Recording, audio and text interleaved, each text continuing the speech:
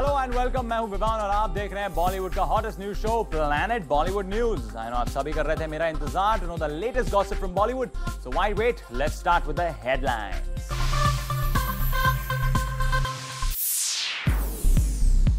अभिषेक बच्चन और राम गोपाल वर्मा की film department को नहीं मिल रहा कोई भी फाइनेंसर, कहीं वजह अभिषेक का फ्लॉप करियर तो नहीं?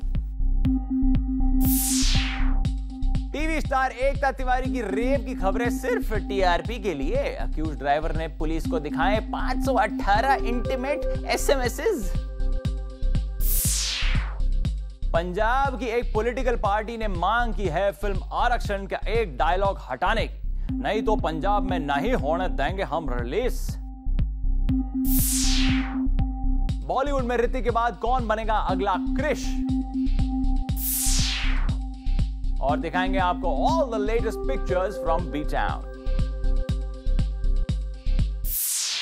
आज के बुलेटिन की शुरुआत अभिषेक बच्चन से।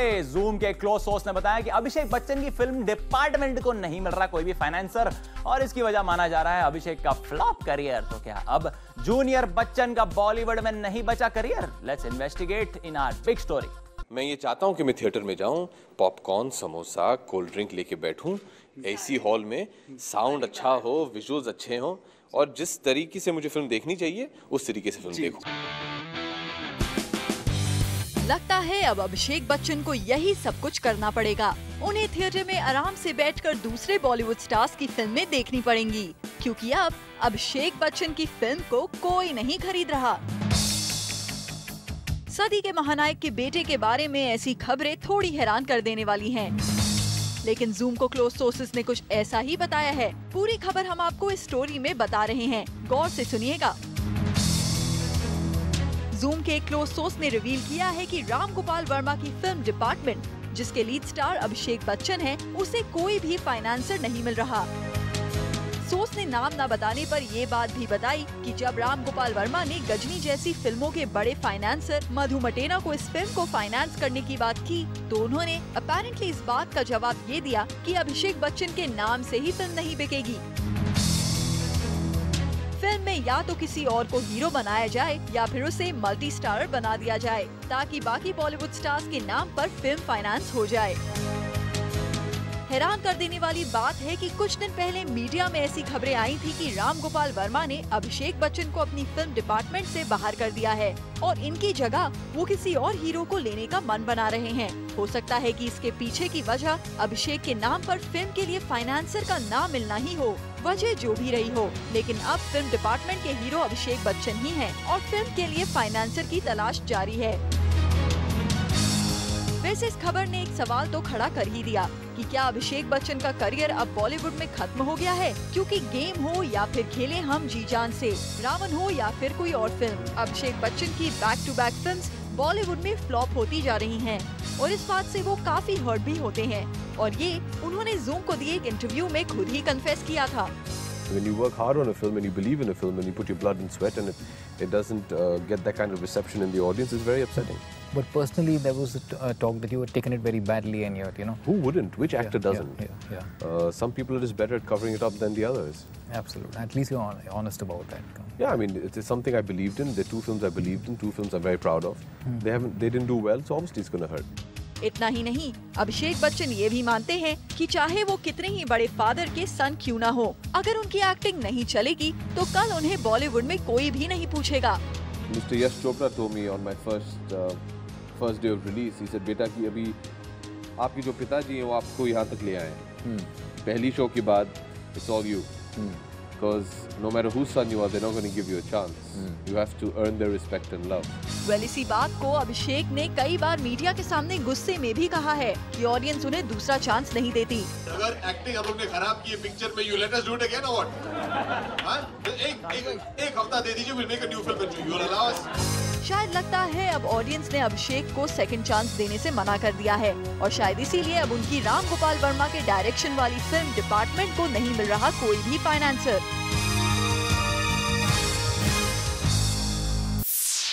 एकता तिवारी के ड्राइवर ने उन्हें रेप नहीं किया, बल्कि ये खबर एकता ने मीडिया में आउट की सिर्फ टीआरपी के लिए, क्योंकि उनके ड्राइवर के पास वो 518 एसएमएस का प्रूफ है जिसमें एकता ने खुद उनसे की है इंटीमेट बातें। बड़ा खुलासा, टीवी एक्ट्रेस एकता तिवारी के अपने ड्राइवर पर रेप करने के सारे एलिगेशंस झूठे हैं। पुलिस ने जब एकता तिवारी की कंप्लेंट पर इन्वेस्टिगेट करना शुरू किया तो पता चला कि एकता ने ये सब अपने शो की टीआरपी के लिए और पब्लिसिटी ग्रैब करने के लिए किया है। सैयद नाम के जिस ड्राइवर पर एकता तिवारी ने रेप करने का एलिगेशन लगाया था, उसने कल पुलिस के सामने सरेंडर कर लिया। लेकिन जो बातें उसने बताई उसे सुनकर आप भी हैरान रह जाएंगे। सैयद ने पुलिस को बताया कि एकता तिवारी और उनके बीच में इंटीमेट रिलेशनशिप रहे हैं। उसने पुलिस को वो 518 टेक्स्ट मैसेजेस भी दिखाए जिसमें एकता ने उनसे इंटीमेट बातें करी हैं। इतना ही नहीं, सैयद ने तो पुलिस को ये तक बताया कि टीवी एक्ट्रेस एकता उनसे तब से नाराज हुई जब से उसने उन्हें उनके ही शो की एक फीमेल डायरेक्टर के साथ बेडरूम में कॉम्प्रोमाइजिंग सिचुएशन में देखा। बस इसके बाद एकता तिवारी ने अपने ड्राइवर से उस तरह के सभी रिलेशनशिप खत्म कर दिए और इस इशू को कैश करने के लिए उन्होंने बात पुलिस तक पहुंचा दी। जब पुलिस तक बात पहुंची तो मीडिया की हेडलाइंस तो बननी ही थी, लेकिन अब टीआरपी के चक्कर में टीवी एक्ट्रेस एकता तिवारी ने अपनी इमेज जरूर खराब कर ली है। वेल, इस केस में पुलिस अब तक एकता तिवारी या फिर उनके ड्राइवर के अगेंस्ट क्या स्टेप लेती है, इसका अपडेट भी हम प्लैनेट बॉलीवुड न्यूज में आपको देते रहेंगे। और आज की बड़ी खबर, पंजाब के एक पॉलिटिकल ग्रुप को फिल्म आरक्षण के एक डायलॉग से प्रॉब्लम है। ग्रुप का कहना है फिल्म से या तो यह डायलॉग हटा दो वरना हम पंजाब में यह फिल्म रिलीज नहीं होने देंगे। फिल्म आरक्षण की मुश्किलें थमने का नाम ही नहीं ले रही हैं, क्योंकि खबर आई है कि पंजाब के एक पॉलिटिकल ग्रुप को फिल्म के एक डायलॉग से प्रॉब्लम है, जिस डायलॉग में ये कहा जाता है कि हम आरक्षण में नहीं मेरिट में विश्वास रखते हैं। पंजाब के इस पॉलिटिकल ग्रुप का कहना है कि या तो फिल्म से ये डायलॉग हटा दिया जाए या फिर उन्हें पूरी फिल्म दिखाई जाए कि किस कॉन्टेक्स्ट में ये डायलॉग बोला गया है। अगर ऐसा नहीं किया जाएगा तो वो पंजाब में फिल्म को रिलीज नहीं होने देंगे। वेल, सिर्फ पंजाब की पॉलिटिकल पार्टी ही नहीं, बाकी पार्टीज का भी कुछ यही कहना है। और इस पर जब हमने प्रकाश झा से पूछा तो कुछ इस तरह था उनका जवाब। उनकी फीलिंग पे मैं क्या कमेंट करूं? कोई अगर ठोस बात बताए या मुझे कुछ कम्युनिकेट करे तो जरूर कमेंट करूंगा। प्रकाश झा का कहना है कि कोई भी मीडिया में उनकी फिल्म के बारे में कुछ भी बोल देगा तो वो फिल्म नहीं दिखाएंगे। अगर किसी को प्रॉब्लम है तो वो उन्हें कम्युनिकेट करें। I don't go by saying, I don't go by feeling. I need some communication from somebody saying that no such and such portion is not acceptable to us. तो वैसी कोई बात हुई नहीं है। और तो और प्रकाश झा ने ये भी कहा कि उन्हें कोई जबरदस्ती नहीं कह सकता कि उन्हें फिल्म दिखाई जाए। आपका जबरदस्ती से मतलब क्या? घर में से खींच के ला के मेरे से रील निकलवाएंगे ताले में से और जबरदस्ती प्रोजेक्टर पे लगा, ऐसा थोड़ी होता है। अरे भाई, मैंने कहा मुझे कम्युनिकेशन आने दीजिए, मुझे पता चलने दीजिए, मुझे बात करने दीजिए। जब आएगी कम्युनिकेशन तभी तो बात करूंगा ना। प्रकाश झा तो ऑफिशियल कम्युनिकेशन के बाद ही बात करेंगे, लेकिन हम आपको एक बात जरूर बता देते हैं कि फिल्म आरक्षण की मुश्किलें सिर्फ पंजाब और मुंबई में ही नहीं, लखनऊ में भी हैं, क्योंकि वहां प्रकाश झा चाहते थे कि अमिताभ बच्चन लेक्चर दें। प्रकाश जी सोच रहे थे कि अलग अलग इंस्टीट्यूशंस में जाएंगे और जो स्टूडेंट्स हैं उनके साथ एक क्वेश्चन आंसर का सेशन होगा। शायद लखनऊ यूनिवर्सिटी में जाने का उनका इरादा था और उन्होंने शायद इनकार कर दिया है। हर जगह फिल्म आरक्षण की कंट्रोवर्सीज बढ़ती ही जा रही हैं। वेल, इससे आरक्षण के मुद्दे को कोई फायदा हो या फिर ना हो, लेकिन हाँ, प्रकाश झा को फायदा जरूर हो जाएगा। अरे इतनी सारी पब्लिसिटी जो मिल रही है वो भी बिना पैसे खर्च किए हुए। बॉलीवुड में अब तक तो एक ही क्रिश ही था, ऋतिक रोशन, लेकिन अब बॉलीवुड में आ गया है एक और क्रिश और उनका नाम है शाहिद कपूर।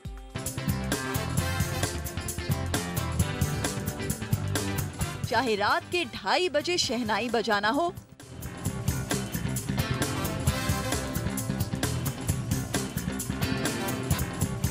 या फिर नेगेटिव रोल में करना हो ढैन-टैन, शाहिद कपूर ने अपने हर रोल को किया है दमदार अंदाज के साथ। और अब शाहिद कपूर बनने जा रहे हैं क्रिश, कुणाल कोहली की नेक्स्ट फिल्म में। वेल, अब तक आपने देखा उड़ता हुआ क्रिश, आपने एक्शन करता हुआ क्रिश भी जरूर देखा, लेकिन अब आप देखिए प्रियंका के प्यार में दीवाना हुआ रोमांटिक क्रिश।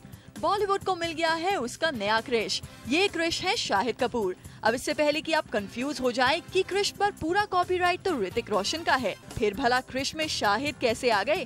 हम आपको बता दें कि क्रिश तो नाम है उस कैरेक्टर का जिसे शाहिद कपूर प्ले करेंगे और उनकी राधा बनेंगी प्रियंका चोपड़ा। जी हाँ, सोर्सेस की माने तो कुणाल कोहली की आने वाली फिल्म में शाहिद का नाम होगा क्रिश और प्रियंका चोपड़ा होंगी राधा। इस फिल्म की शूटिंग इन दिनों लंदन में चल रही है।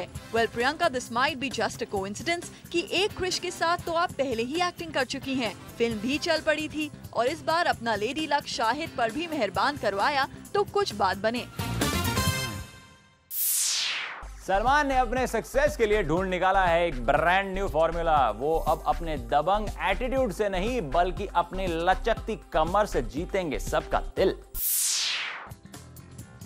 पहले उसने अपना जलवा दिखाया, फिर उसने अपनी बेल्ट को जरा ऊपर नीचे कर दबंगगिरी दिखाई।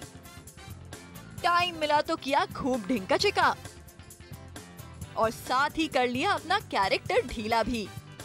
सलमान खान इस पॉपुलैरिटी को बरकरार रखना चाहते हैं। वो अपनी सक्सेस के साथ सेफली बाकी खान्स को बीट करना चाहते हैं और इस गेम में उन्होंने अपना लिया है एक नया फॉर्मूला। और फॉर्मूला ये है कि अपनी हर एक फिल्म में 2 एक हिट सॉन्ग और इस हिट सॉन्ग में 2 एक सिग्नेचर सल्लू स्टेप, जिससे कि ऑडियंस पर रह जाए उनकी एक गहरी छाप। शायद इसीलिए सलमान ने अपने कोरियोग्राफर मुदस्सर को दी है स्ट्रिक्ट इंस्ट्रक्शन कि बॉडीगार्ड के गाने को भी दिया जाए ट्रेडमार्क सल्लू स्टेप। सोर्सेस की माने तो सलमान इसी तरह दोहराना चाहते हैं अपनी कामयाबी को। सुनने में आया है कि सलमान ने इंसिस्ट किया कि बॉडीगार्ड में भी वैसे ही स्टेप्स हों जैसे उनकी रीसेंट हिट फिल्मों में रहे हैं। सल्लू खुद भी ये मानते हैं कि इस तरह के स्टेप्स लोगों के लिए काफी कैची होते हैं। 1-8% ही लोग होंगे जो कि वो डांस प्रोफेशनल इन डांस रियली वेल, बाकी सब हमारे टाइप के ही हैं, यू नो। और फिर उनके लिए कुछ एक ऐसा स्टेप इन्वेंट करके डालना जो कहती हैं हम running out of that now. अब सलमान अपना जलवा दिखाते हुए अगर फिर उसी अंदाज में ढिंका चिका करते नजर आए तो समझ जाइएगा कि दबंग ने क्या चाल चली है। बिग बी अपने आने वाले रियलिटी शो का ऑप्टिमम यूज करने वाले हैं। शो अभी तक शुरू भी नहीं हुआ और उन्होंने इस शो पर अपनी फिल्म आरक्षण के प्रमोशन की प्लानिंग भी कर ली है। अभी अमिताभ बच्चन की करोड़पति की दुकान खुली भी नहीं है कि सबसे पहले सामान अपनी ही टीम मेंबर को बेच रहे हैं बच्चन सीनियर। अमिताभ के टेलीविजन शो पर सबसे पहले सेलिब्रिटी गेस्ट होंगे सैफ अली खान और दीपिका पादुकोण। सुनने में आया है कि अमिताभ ने अपनी फिल्म आरक्षण को प्रमोट करने के लिए सैफ और दीपिका को अपने शो पर बुला लिया। ये अमिताभ के टीवी शो का दूसरा एपिसोड होगा जिसमें सैफ और दीपिका बच्चन के सामने हॉट सीट पर बैठे पैसे कमाने की कोशिश तो करेंगे ही, साथ ही तीनों मिलकर आरक्षण का जमकर प्रमोशन भी करेंगे। बिग बी कितनों को करोड़पति बनाते हैं ये तो पता नहीं, मगर हाँ, अपने ही शो पर अपनी ही फिल्म को प्रमोट, अपने ही को स्टार्स को बुलाकर प्रोड्यूसर्स को तो करोड़पति बना ही देंगे। करीना कपूर खड़ी होना चाहती है next to Hollywood sensation Johnny Depp पर। क्या इस बात से सैफू को है एतराज? Let's find out more about this.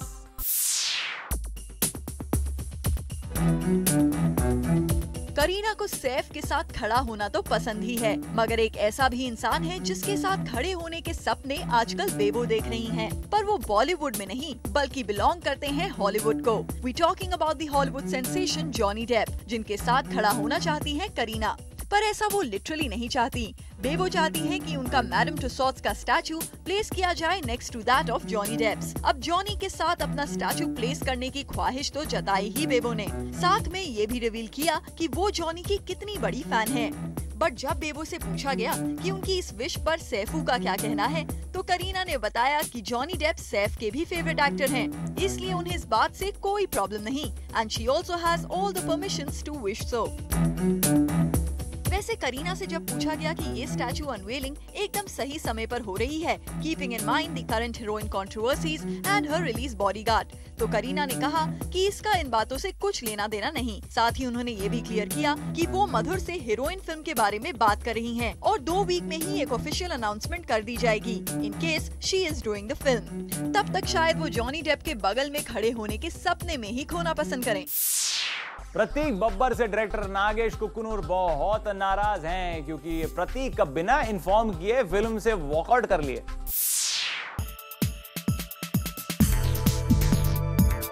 प्रतीक बब्बर लगता है आजकल कुछ ज्यादा ही ओवर कॉन्फिडेंट हो गए हैं। जी हाँ, 3 फिल्म ओल्ड एक्टर के अब शुरू हो गए हैं स्टारी टैंट्रम्स।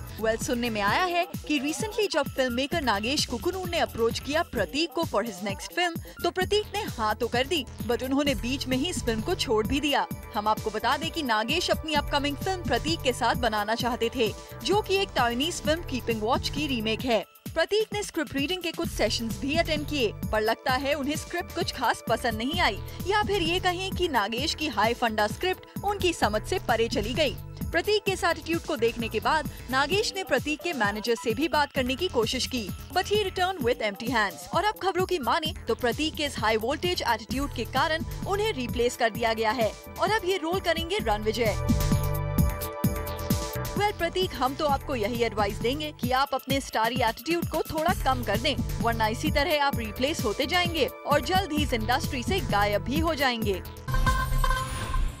और अब बात करते हैं प्रीति जिंटा की। प्रीति जिंटा हो गई हैं इंजर्ड, वो भी एक्सरसाइज करते हुए।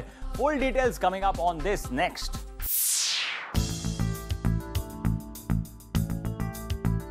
प्रीति जिंटा की नी हो गई है सिवियरली इंजर्ड। जी हाँ, खबरों की माने तो प्रीति जिंटा इन दिनों लॉस एंजलिस में हैं, जहां उन्होंने शुरू किया है एक अनोखा सा health regime.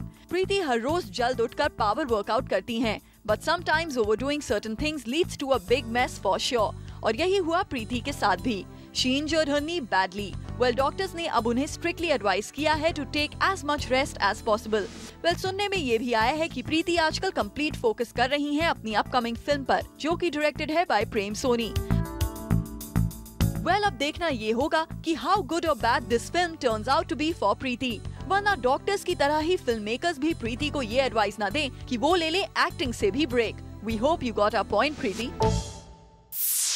Now we show you all the latest pictures from B-Town. We caught them, we clicked them, and we bring the latest pictures from B-Town for you. So here we go.